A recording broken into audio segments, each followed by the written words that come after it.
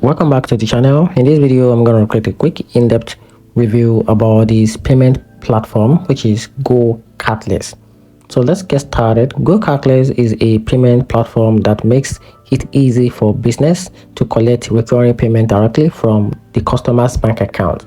It's widely used for subscription, invoice, and membership, offering a low fee than a traditional card payment. The platform integrates smoothly with accounting tools like Xero, QuickBooks, and Salesforce, which make it a convenient tool for small to medium business looking to automate their payment collection process. Users like its simplicity, the transparency, and the reliability for handling regular payment. On the flip side or the downside, some business report issues with customer support, occasional syncing problem with bank account, and a strict API limit that can affect integration.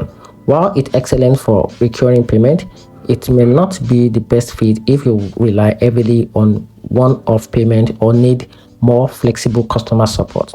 In conclusion, GoCardless is a strong option if you want an affordable and a streamlined way to manage recurring bank payment, but make sure its features match your business need before fully committed.